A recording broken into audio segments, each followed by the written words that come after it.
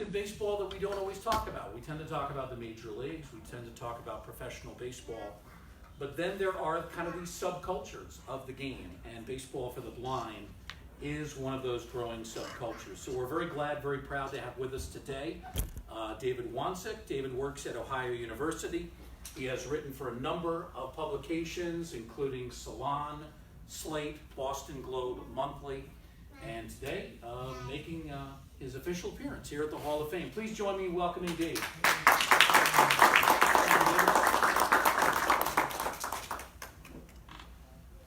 Thank you to Bruce, and thanks for all of you who have come to hear about Baseball for the Blind, Beat Baseball. I want to start by acknowledging a few people who are in the audience right now. First of all, my daughter Natalie, who is a star of the book. This is a story about Beat Baseball, but also a story about how my own family, my own experience with baseball winds together with that. In the hall today, we also have some Beat Baseball stars, including Dave Benny in the first row here from the San Antonio Jets. Darnell Booker will be coming in the second court stage. You'll see Darnell Booker coming in a second. He is the general manager of the three-time champion Indy Thunder. And a big contingent from the Boston Renegades are here as well. A round of applause for those folks.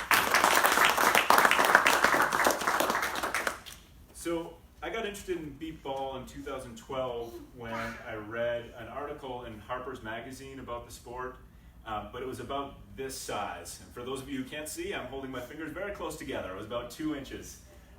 What it did was it listed the rules of the game. And these were intriguing to me, these rules. Oh, Bruce, I want to get my presentation up. Yes. Is there? Probably do that, but I'll talk about the rules a little bit as we move through that. But basically, the main thing to know is that the hitter and the pitcher are on the same team. So the pitcher and the hitter are going to work with spoken cadence, something like set, ready, pitch. Ron, what is it? What do you say on your team? That's exactly it. Set, ready, pitch. And then the batter, who's blindfolded and visually impaired, is swinging by timing. They're going to make contact, hit the ball out into the field, and it is this ball that's going to start making this incredible noise. At which point, 6 fielders run like heck to try to pick it up before the hitter runs the 100 feet to this blue base, which I don't really want to turn this on because I don't know how to turn it off, but I'll give it a shot. Someone knows how to turn it off. I do. Go ahead. How do we turn it on? You flick the switch. There it is. So the hitter is running for this base. That's kind of a heinous noise, but yeah, it's beautiful out in the field. And the fielders need to pick up this beeping ball before the hitter tackles that base. If they do, they record an out. If they don't, it's a run. So I read those rules, but it occurred to me that there was a lot more to this sport. And so when I traveled to the World Series in 2012, I encountered the final of the World Series tournament being played by the Austin Blackhawks and Taiwan Home Run. And in that game, it was a one-run game. Everyone was throwing themselves around in the mud. It was this incredibly competitive sport. And all of the guys were kind of rough and tumble. They were not necessarily looking for sympathy. They were yelling at each other. There was some baseball cursing on the field.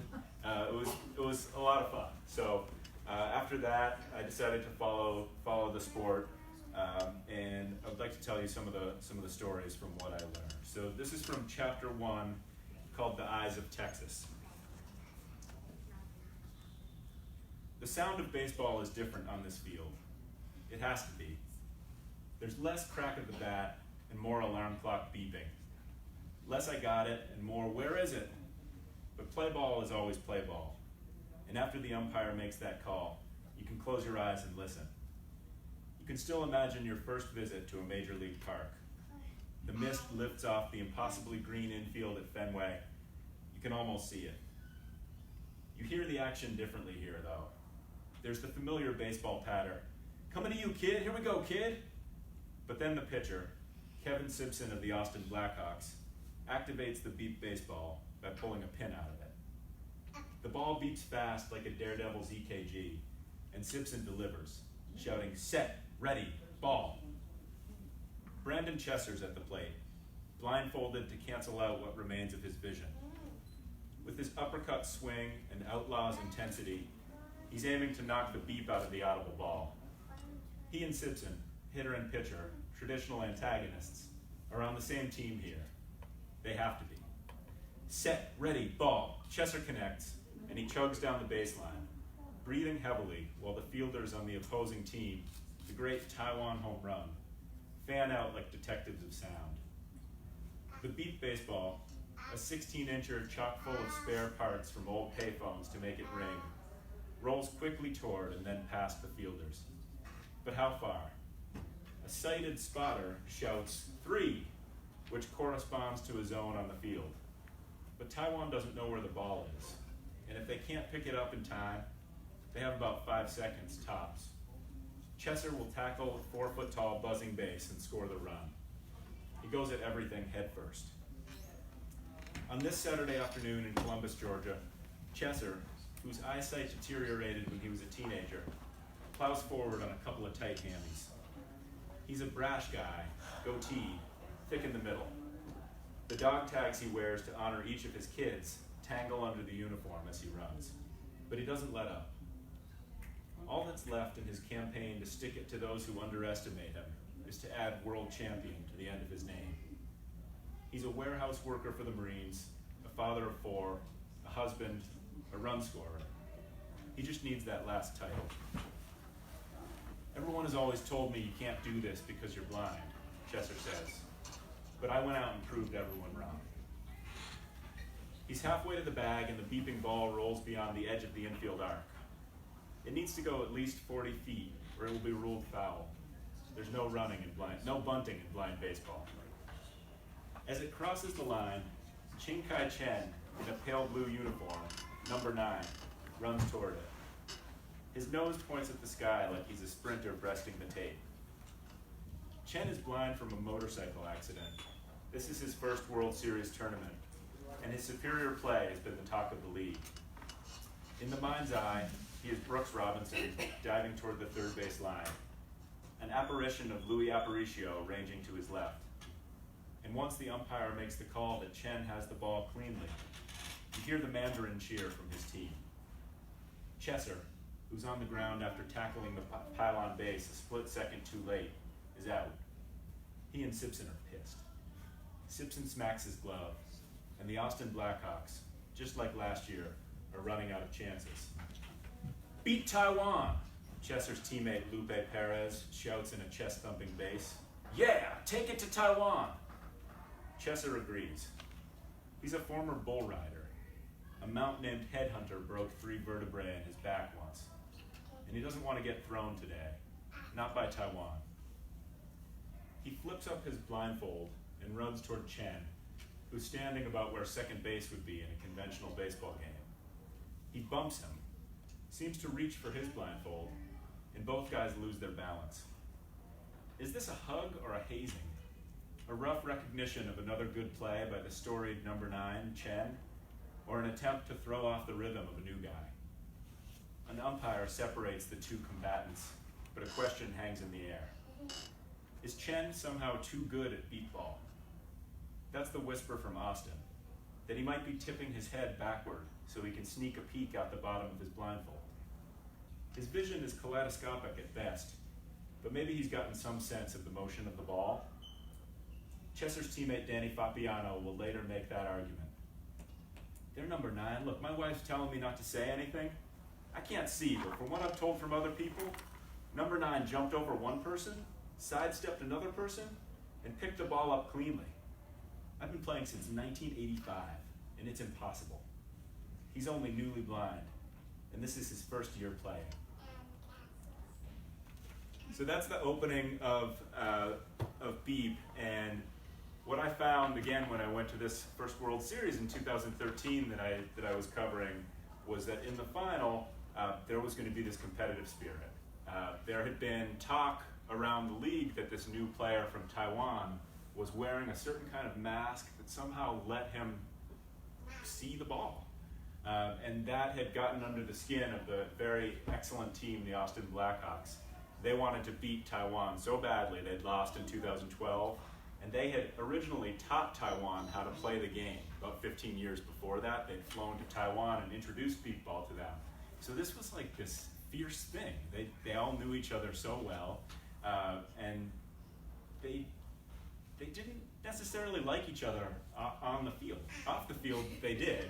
On the field, there was some scoring. And so in that game, it was a very low-scoring beepball game, 5-0 into the 6th inning. Taiwan was shutting out Austin. Usually, you'll see games. I think the final this year, one of the final games was 16-13. Another one was, 20-2 or something like that. So you see a lot of runs scored, but in this game, not so much. So one of the things I wanted to follow in the book was this ongoing rivalry between these two teams, but also what was happening. Was there some sort of chicanery going on? And I do look into that in the book. And that's a bit of a sore spot sometimes in the league, and there have been some new rules to kind of eliminate that sort of thing.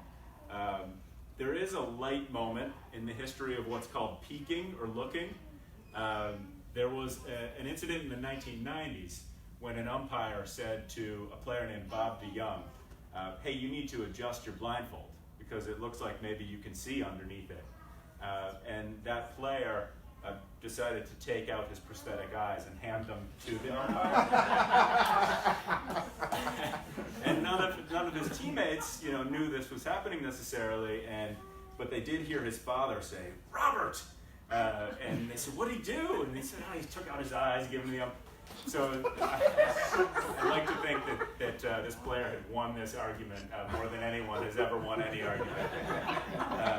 So what you'll see in beep baseball is this combination of determination, passion, pain, right, in people's lives that they're bringing to the sport, but also this kind of levity and this feeling that we're indomitable, right? We're going to have fun, and we're going to curse if we want to. We're going to do things like Bob DeYoung did. So that's a culture that I was so thrilled to find out about. So since I'm at the Hall of Fame, since we're all at the Hall of Fame, I want to talk a little bit about the history of beepball and then share one other story with you from the book about a particular player. So I'll show a few pictures for you and I'll do my best to describe them. So on your left here, you see a player, Ethan Johnston, a Subaru Truna. He's the player I'll be telling you a story about in a couple of minutes here. He plays for the Colorado Storm, an excellent player. And this is a diagram of the rules in case my description was not comprehensive. I'm sure it was not. So here, play just like in a normal game. And the pitcher and the hitter are 21.5 feet from each other. I believe that's the official rule. And again, they use cadence to hit. And when the ball goes out there, I mentioned in the reading, the sighted spotter will shout one of 6 numbers. So usually a 1 is headed this way to the right, 2, 3, 4, 5, and then 6 is this special SOS. In which it's basically like everyone needs to turn around and just run behind them because the guy just crushed it. So they're running out to the outfield. You see here, there isn't a 170-foot home run line. I personally have never seen a home run. I think there was one at the World Series this year, and people are given awards when they hit them, but the ball is heavy, and to get it out that far, you really need to have a lot of oomph, but it is out there officially. Also, as I mentioned in the reading, the ball does have to go 40 feet. So there'll be some of these like white knuckle situations. In fact, with the Boston Renegades one time, there were 2 outs, and there was a little dribbler down third base, and Guy Zuccarello came charging in on it, and he got it, and he held it up, and that was to win the game. But it hadn't quite gone 40 feet, so it was ruled foul. The idea being, with these particular circumstances, a bunt or a short hit would be particularly hard to field. So when that ball goes out there, all of these folks, if they're on a really organized team, they know their defensive lanes. They know how to not collide with each other. But in some ways, they also know, I got to run for that sound, and I have to do it deliberately because it's very easy to overrun a moving ball. Kind of just book for it as hard as you can, but you're way past it. So there's this deliberate movement, sometimes sidestepping, And then just at the right moment, you got to hit the ground. You can't hit the ground too early. That's sometimes called a beach whale. And then you'll see a person just out there, and the ball is 30 feet and stopped rolling, right? So you got to keep on your feet, and after that sound, and then when you get it, you shout up, and that's the out. And again, the runners are running for first base, which is 100 feet away and a little bit off the field, or third base. That's a strange catch. So an umpire, once the ball is batted, an umpire flips a switch and can indicate either first or third base. The one time I played beep ball, I made really weak contact, but it was in the field, it was in play, and I started running to first like I always had my whole life, and the umpire had tricked me and flipped on third base. So I turned around halfway, started running to third, and I was called out because I was about to run into the pitcher. So this is not so good. I was 0 for 4 lifetime with 3 strikeouts. So I think that's, for those of you who are so good with the rules, have I covered it? I think so. So that's how it's played right now. Back in 1894, it was not played that way, and this is the first reference I heard to I found to baseball for the blind. Some teachers at Schools for the Blind were together at a conference, and one of them said, basically, darn, I wish there was baseball for blind people. And another teacher said, there is in Kentucky. We've been playing it, and we get, they stand about 8 feet from each other, the pitcher and the hitter, and they just throw it in and try to work by timing, and their bases were trees. In that discussion, it carried on, and it's in the book here. It's interesting to see this as the first reference to baseball for the blind, because it immediately starts the trees get referenced, and then whether people have run into the trees, and the answer is yes, and then whether ropes are needed to get to the bases, and so on and so forth. So just fascinating machinations that allowed this sort of sport to happen. Just a few images, though, from the history of the game for you here. In the 1930s, something called sound baseball got started. And again, for those who can't see, this is an image of a square about the size of one side of a tennis court, and perched around the outsides of the square where third baseman, shortstop, second, first would be, I believe there are 9 fielders. There is a pitcher who's about to roll a ball to a batter who has essentially a field hockey stick. The ball has a jingler in it, and it gets shot out into the field. The catch with this game was you did have to pick it up and throw it to first base. And some magazine articles I read about this time period said, essentially this game doesn't work. The scores are too high, but optimistically suggested that the game would get better and better with some rule refinements. So that was some early organized baseball for the blind in the 30s. California, this game I believe was in California, and then there were some instances in Ohio as well. Key moment in baseball for the blind came in 1948, and many of you of course recognize this man. This is Babe Ruth. In 1948, at the very end of his life, Babe Ruth was on a tour of the upper Midwest and made a stop in Minnesota. And he was feeling too ill. He had throat cancer. And so the story goes that he canceled his series of interviews that he had planned with journalists. But he brought them together in a room so they could eat their hearts out. They weren't going to get a chance to talk with them or ask him questions. But this little boy was, John Ross. And John Ross is 11 at this time, and he was a young child who had had some eye maladies, some medical eye troubles, but had lost his sight completely by his telling when he was playing touch football and got pushed and incurred an injury to his eye from a rose bush. So a bit of a gruesome story with a happy ending. John Ross was this child journalist, was a huge sports fan in Minnesota, and was the one to get to talk to Babe Ruth. At one point he said to Babe, "Hey Babe, would you rather be a pitcher or a hitter?" Babe Ruth famously having been both. And the Babe said, "I'd like to be in there every day, Johnny. That's how much I like to play. I think that tells you." John Ross in his book would trace this moment as a key time when he said, "I can do this. I can play baseball. I can be out there every day being a competitor." Through the 50s, he would be involved in demonstrations, listening for balls that were batted at minor league games. And then as the 60s and 70s rolled around, he was presented with this ball, or a ball very much like it. And basically these volunteers said, "What can you do with this? Can you come up with something?" At that time, the beep baseball had been invented. It was invented in 1964, and a game that I call Beep Baseball 1.0 was being played. It involved some batting and some fielding, but also a lot of walking. You had to walk to a base behind the plate after you batted the ball. Fielders had to walk to get the ball. Basically, it was against the rules to try.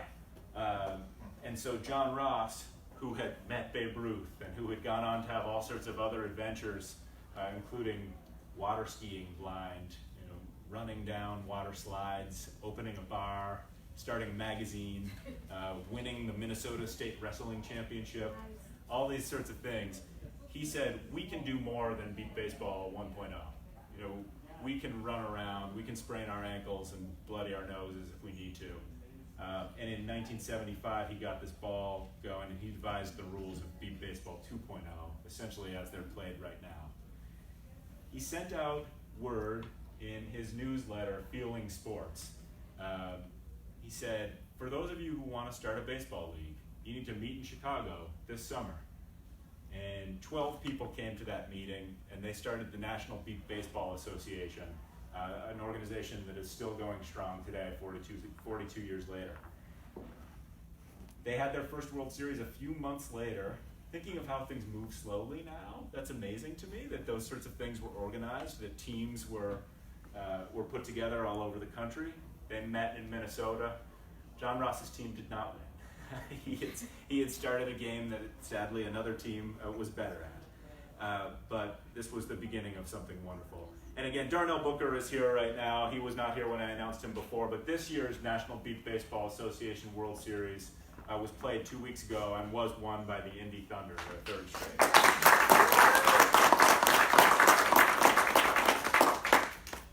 So what can we say about the history of the game since then? Here's an image, again, of the ball as it was invented by a man named Charlie Fairbanks, a wonderful man who essentially refused to take any credit for this invention, but he had, and it is still this way today, he used phone parts for the ball.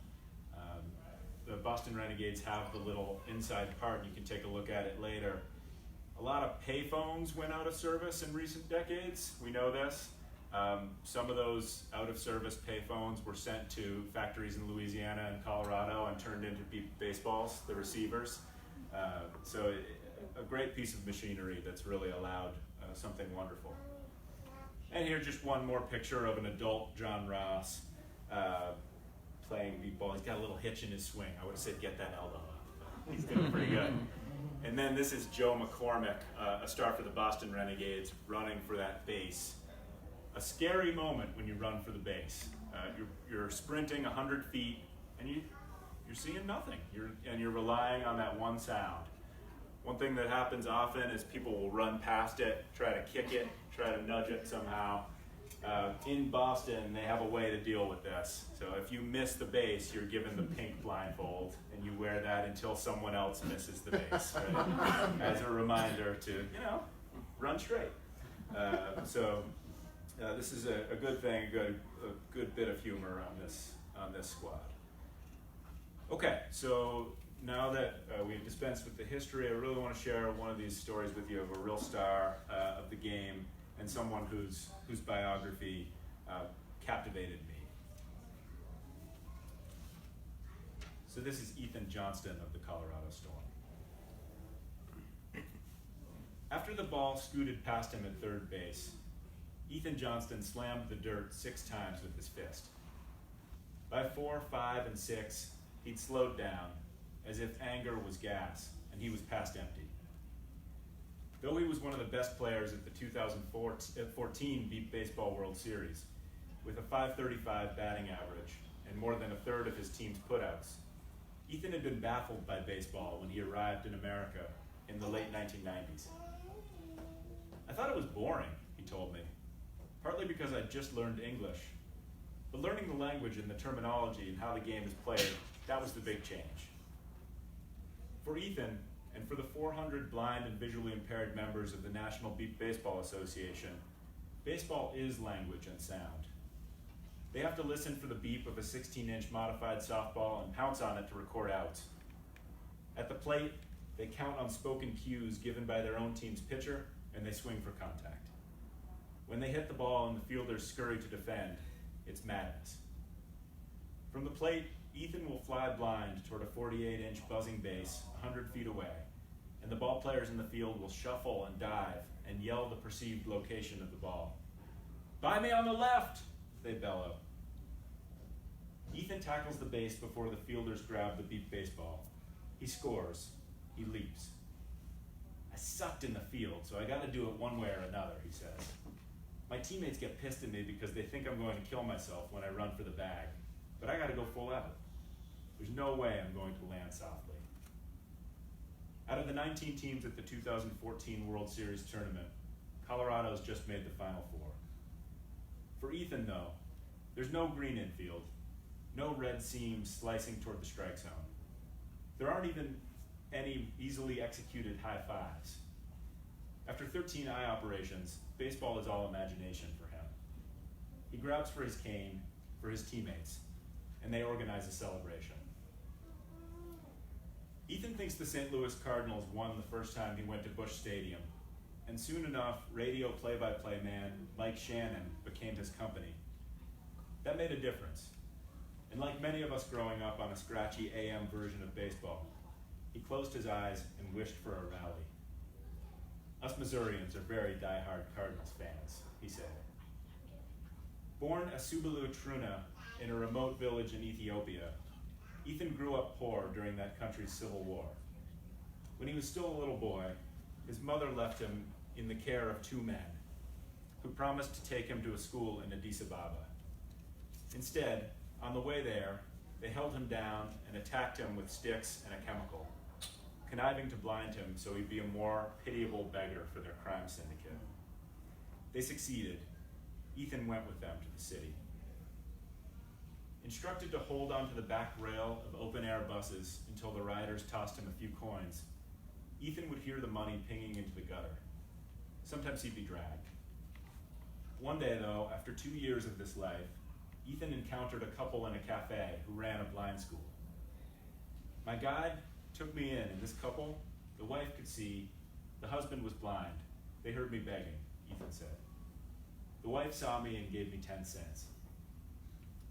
The two tried to arrange for Ethan and his criminal handlers to come to their school, but the handlers were suspicious and forbade further contact. Coincidentally, Ethan ran into the teachers again on a bus. They helped him get off the bus and his handlers followed. The couple tried to deal, offering to adopt Ethan. That's when my guides said they weren't going to let that happen, Ethan told me. An argument erupted and the couple called in their school's guards, who flashed guns. The handlers ran. For Ethan, mercifully, there wasn't going to be any more chasing after the sound of coins. But he'd mostly forgotten his life before the blinding, so instead of going home to his mother, he was relocated through the work of adoption advocates to the town of Ashland in central Missouri. His adoptive parents eventually had 21 children. He was their 11th. At that time, he said, I thought America was a small town in Ethiopia that I'd never heard of. But Ethan found sports, found a new home in ESPN. He took to calling himself his family's 11th draft pick, and he loved basketball, especially Shaq and Kobe. His family loved the Cardinals, and though it took a while, his new national pastime grew on him. He liked the sound of it. When I played cards with Ethan and the Colorado Storm in their hotel at the 2014 World Series, Braille cards, the game was pitch, I tried to find out what sports had done for Ethan. I expected this traumatized figure to be constantly reconciling his physical losses with his love of the game. I expected him to teach me something beautiful about baseball, suffering, and the interplay of the two. Instead, we ate cheese cubes and felt for the bumps on the King of Diamonds. He told me my cards were showing, and gullible old me hurried to cover them up. Takes a second there. His teammates drank wine and popped herbal supplements. John Parker, a beatball old-timer who carries one of the highest batting averages in league history, trumpeted the benefits of various echinaceas. He took a long soak in the bathtub as the card game continued. Soreness prevailed, and he wrapped nearly every part of his body in an ace bandage before finally sitting down. I dealt him in, and Parker felt that he had a trash hand. When the card game wrapped up, Ethan won. We got a burger in the hotel bar, and he opened up a little bit. I started to tell him haltingly that I was surprised he could be an everyday guy, chatting about the Rockies and about his regular route on the D-line in Denver to the downtown Chipotle. His order is corn salsa, extra cheese, emphatically no beans. Shouldn't he be some kind of baseball sage? But his history doesn't affect everything. And that was the mistake I'd made about blind baseball in general, as I followed the game and tried to write about it. The players don't have secret wisdom just because of their blindness. And it's much more interesting that way. They're competitive, they're salty, they'll kick you in the teeth for a win. So please, save the violin music for another day, they say. Nothing inspirational to see here. Move along. Meanwhile, instead of being a caricature spewing maxims about perseverance, Ethan is a charming patroller of the hot corner who talks like he's had a media preparedness lesson from Crash Davis of the classic baseball movie Bull Durham. You're going to have to learn your cliches, Kevin Costner's Crash tells Tim Robbins' Meet LaLouche, the rookie pitcher, and Ethan's learned his. He talks about giving 110%, believes that you can't worry about the past, and thinks things happen for a reason. Coming from him, the platitude seems to mean more. So even though his injury doesn't always insert itself into the conversation, his baseball patter does. It's a repeated prayer, his gratitude for a new life and for the invisible game. A few years ago, Asubelu Ethan Johnston Truna listened to the MLB World Series from his apartment in Colorado. He moved there from Missouri for an education program and met a guy named Two Legs Morrow, who took him to a Colorado Storm practice. Two Legs, by the way, got his old-timey nickname from a troublesome sciatic nerve. At his first practice in 2007, Ethan showed up in a Kobe Bryant jersey and mesh shorts. He wasn't sure what to make of blind baseball then. Didn't think it was realistic. Basketball was his game, as long as he played in natural light so he could make out the square above the rim. But after he threw himself around at a deep ball practice, he changed his mind. The bruises made it feel real, and baseball became a possibility for him in spite of, or because of, his sore hips. He could play this game he'd heard for so long. On the radio, David Freese came to the plate in Game 6, representing the St. Louis Cardinals' last chance. Down in the count 1-2, Freese took a 98-mile-per-hour fastball deep to right for a 2-run game-tying triple. In the 11th, he homered to win the game, and the Cardinals, Ethan's Cardinals, came back to take the series in 7. Ethan screamed and jumped around his apartment, and he's since memorized Mike Shannon's radio call. "Get up, baby, get up! David Freese has done it again," he says. "No one gave us a shot," Ethan told me. But that's the thing about baseball. You never know what's going to happen until the last strike, the last out. The Colorado Storm failed to make the final of the World Series in 2014, losing on the second to last day to a team called the Rehab Hospital of Indiana Extreme. But Ethan will have another chance at the ring, and it could happen. If third-ranked Colorado gets all the bounces, and if Ethan can slam the ground with his fist, put that anger behind him, 4, 5, 6, and get up to chase the elusive sound of the beeping ball again. He perches at third, waiting, he turns his ear to the plate. You never know what's going to happen. Thank you very much.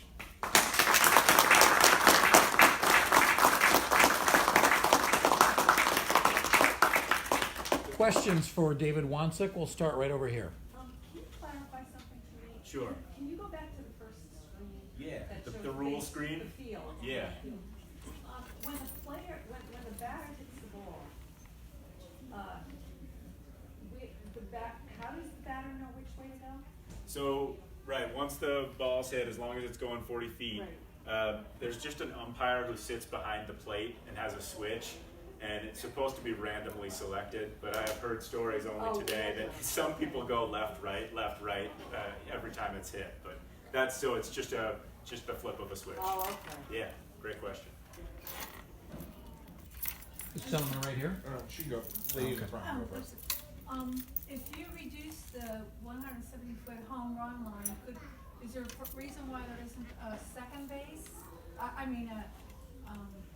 Three bases. In other words, like in regular baseball, first, second, and third base, out that way. Is there a reason for that? So, I have dreamed about this, that there could be base running in the game.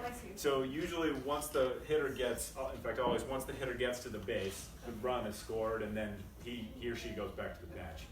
If there were a second base, we'd be thinking about collision issues. I get you. I like the idea, and some rules people should follow up here, of a base down even farther. So if you got to this base, come on, we can do this. So then someone hits the ball, and then this guy has to get down here to score the run. Then we'd have like 2-to-1 games. Probably a little more difficult. And are there sighted umpires all over, or just the two spotters that he's showing the thing? So there's an umpire at the plate and one out in the field, and so they'll be looking to see, when you grab the ball, you kind of have to collect it. It's like suddenly in football, it's like, do you have possession? But holds it up. Oh. There are a lot of bang plays, and one great thing about beat ball is that there really is no routine play. Because even a kind of what you'd think of as an easy ground ball to shortstop, and the guy doesn't know that it's there, right? So and even when he does, he's scrambling for it, he might kick it. I describe in the book someone doing a 480-degree circle around the ball. And then sometimes you have like triple divers. So one guy diving, missing, one guy diving and missing, a third guy diving in for it.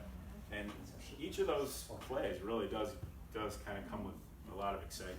So, yeah, absolutely. I'm sorry, I never heard of you baseball before today. Is that blue object in the front of this hole, is that what you're talking about as a base? This is the base, yep. Okay, and it makes noise.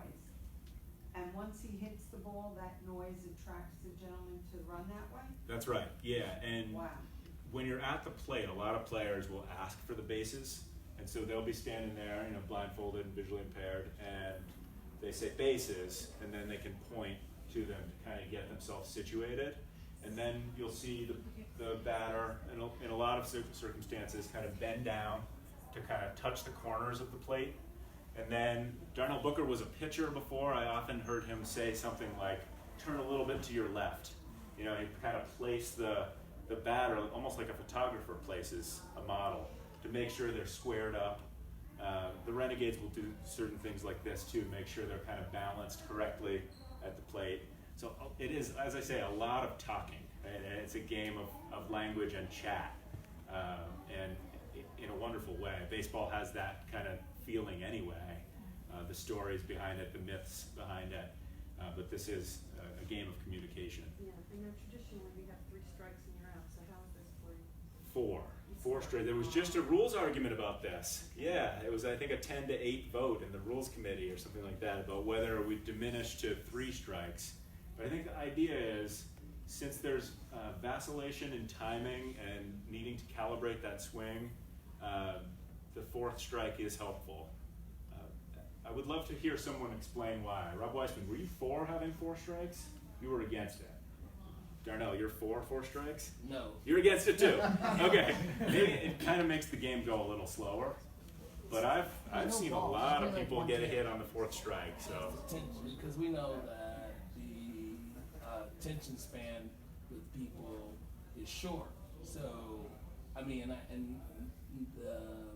now that beat baseball is really, really grown, a lot of teams, when they start their season, whether it be January, February, March, or what have you, went out and got sponsorships of indoor facilities. So it's not just the Texas teams or the California team or Taiwan or whatever can practice year round. So the reason why I was against it, because you have a lot of time to get your timing down between your batters and your pitchers. Right. So, and I can understand the other side too. With your new team, you need that fourth strike, but you would still keep that ball, as it's called a take, where your full count, if we would go to 3 strikes, your full count would be a ball, 2 strikes, as opposed to some pitchers say they don't want their batter to take any balls. Now, unless they run multiple foul balls down, they can take a deep breath for that to have that ball. But the 3 strikes would make it more of a traditional baseball.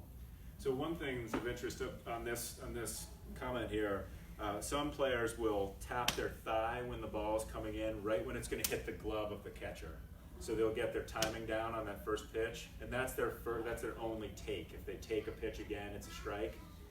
So there's that timing situation going. And one thing that Darnell's bringing up is about just the excitement of the game. One thing to have in mind is that excitement is more tennis match than baseball wildness or kind of crowd chatter, because everyone has to quiet down in order to hear the ball. But that makes every celebration even better, because when someone gets that ball or scores a run, there's just this wild burst from the bench, and it's very exciting for sure. I've said recent weeks the sounds of beat ball. So this ball kind of become this springtime sound to me. And if you go to a tournament, they're happy to have all sorts of volunteers and people be involved. If you go to a tournament, it's like nothing else in sports that you've experienced the sound of. Sir, you had a question. Has there ever, with every league, has there ever been any cheating scandals in beat ball? Yeah, so I touched on that. I'm going to be careful touching on that here. So in that first chapter, there was this one player who was suspected, and I followed him all the way to Taiwan and read a bunch of Chinese news articles about him, and tried to figure out what was up in his life, and how do you know, in some sense. In the book, I take a very even-handed approach to this. Some people were angry about this. Some people didn't think it was a very big deal. But after the 2013 World Series, there was a rule put into play where say if Rob Weissman on Boston, I don't think he does this very often, but if he suspects another player on the other team, he might say, we gotta patch him. And so underneath the blindfold, you get these special eye cups. So the game stops, you put on these cups. The NBBA spent $625 for them in 2014, I know. They put them under there and put the blindfold on, all sorts of taping. And it can cause some dark feelings, I would say, when people are, quote, accused of that. It can be a psychological move. Certainly has happened in recent years too, to say, well, we're worried about this guy. We don't like something he did. We patch him. But then there's genuine concern, and the game is pretty clean. Right. It's a great thing, and but that is one of the. If you talk about your competitors, you want to have that thing, right? Right. Is this guy playing? Yeah, exactly. And so that's gone on for years. I told the story about Bob DeYoung. Back in the 80s, there was a guy who they talked about rapping like a mummy, and the idea was that he practiced year round, and that's where he had his talent. The Taiwanese team said about Chiang Kai-shek, he had been a national handball player, so he had this preternatural talent. People wonder, almost invariably when people get patched, they seem to struggle. Some struggle more than others, and then talk gets a little more heated. But it has been, since I've been following, it has been something people think about. Great question. The book is Beep Inside the Unseen World of Baseball for the Blind. We thank David Wanczyk for joining us. We're going to head out to the atrium now for the book signing portion of the program. The book is available for purchase in our bookstore right next to the atrium. If you'd like to get a copy of the book, David would be happy to sign it and answer any other questions that the folks might have. David, thank you very much.